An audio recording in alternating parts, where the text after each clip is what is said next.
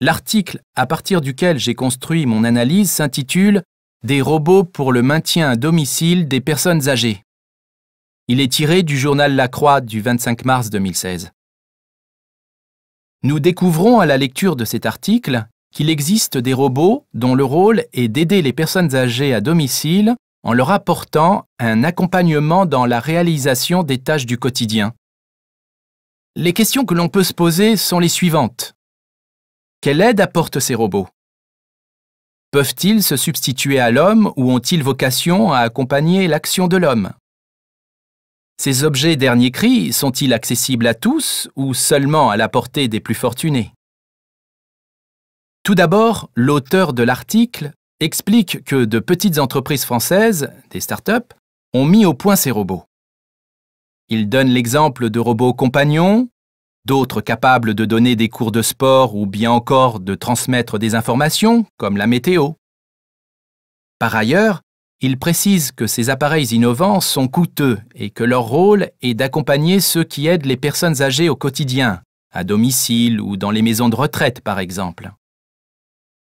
Ainsi, ces objets ont vocation à, je cite, « aider les aidants », c'est-à-dire apporter un soutien aux professionnels de l'aide à la personne et non à remplacer l'action de l'homme. Nous sommes donc encore loin de voir apparaître des robots qui se substitueront complètement à l'action de l'être humain. Je pense que d'un côté, les avancées technologiques comme celle qui est décrite dans le document sont le signe que nous vivons dans une époque de progrès, d'innovation, où la technologie peut grandement rendre service à la personne. C'est une très bonne chose. On vit plus confortablement grâce aux machines. La domotique, par exemple, permet de rendre l'espace de la maison plus vivable à certaines personnes âgées ou souffrant d'un handicap physique.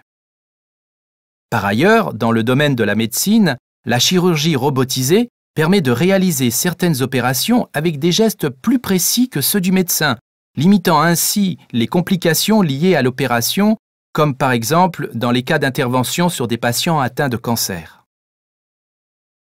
D'un autre côté, j'ai le sentiment que ces progrès présentent parfois certains risques. En effet, il est à craindre qu'à terme les machines remplacent l'action de l'homme. Nous le voyons déjà au quotidien. Nous sommes témoins d'une automatisation généralisée avec l'utilisation de distributeurs automatiques de toutes sortes. Ceux-ci effectuent souvent le travail d'une personne, ce qui a pour conséquence de faire disparaître certains emplois. Par ailleurs, je me pose la question de la fiabilité de ces robots. Pouvons-nous leur faire une confiance aveugle? Ceux-ci ne sont-ils pas finalement que des machines? J'ai le sentiment que nous ne maîtrisons pas l'action d'un robot et que par conséquent, cela peut être dangereux.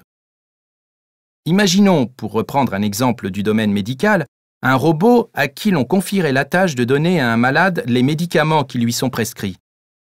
N'y a-t-il pas un risque que le robot se trompe de médicaments ou de posologie?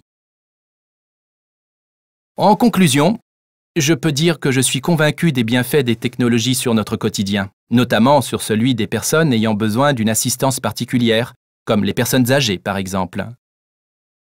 Ceci étant, je crains qu'une mauvaise utilisation ou une utilisation excessive des machines présente des risques qu'il ne faut pas sous-estimer.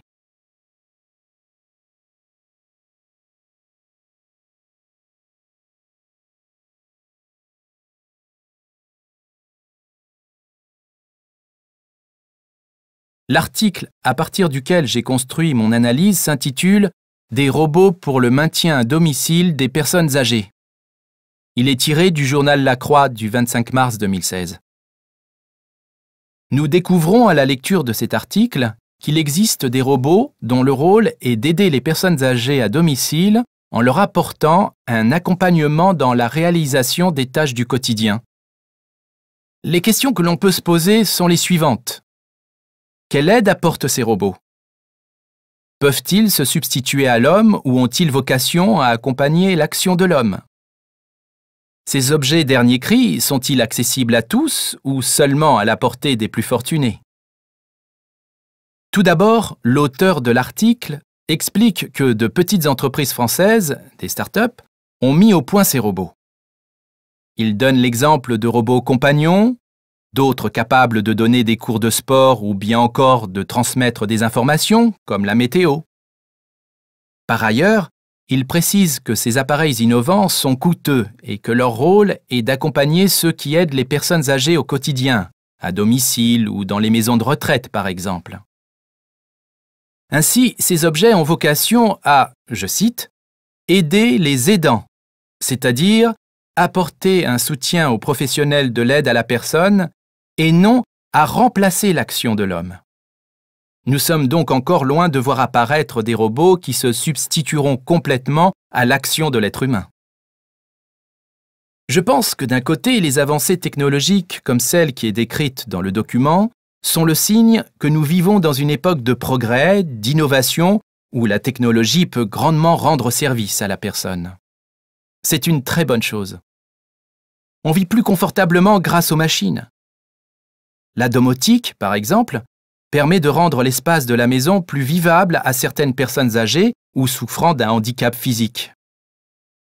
Par ailleurs, dans le domaine de la médecine, la chirurgie robotisée permet de réaliser certaines opérations avec des gestes plus précis que ceux du médecin, limitant ainsi les complications liées à l'opération, comme par exemple dans les cas d'intervention sur des patients atteints de cancer. D'un autre côté, j'ai le sentiment que ces progrès présentent parfois certains risques. En effet, il est à craindre qu'à terme les machines remplacent l'action de l'homme. Nous le voyons déjà au quotidien. Nous sommes témoins d'une automatisation généralisée avec l'utilisation de distributeurs automatiques de toutes sortes. Ceux-ci effectuent souvent le travail d'une personne, ce qui a pour conséquence de faire disparaître certains emplois. Par ailleurs, je me pose la question de la fiabilité de ces robots. Pouvons-nous leur faire une confiance aveugle? Ceux-ci ne sont-ils pas finalement que des machines? J'ai le sentiment que nous ne maîtrisons pas l'action d'un robot et que par conséquent, cela peut être dangereux. Imaginons, pour reprendre un exemple du domaine médical, un robot à qui l'on confierait la tâche de donner à un malade les médicaments qui lui sont prescrits. N'y a-t-il pas un risque que le robot se trompe de médicaments ou de posologie? En conclusion, je peux dire que je suis convaincu des bienfaits des technologies sur notre quotidien, notamment sur celui des personnes ayant besoin d'une assistance particulière, comme les personnes âgées par exemple. Ceci étant, je crains qu'une mauvaise utilisation ou une utilisation excessive des machines présente des risques qu'il ne faut pas sous-estimer.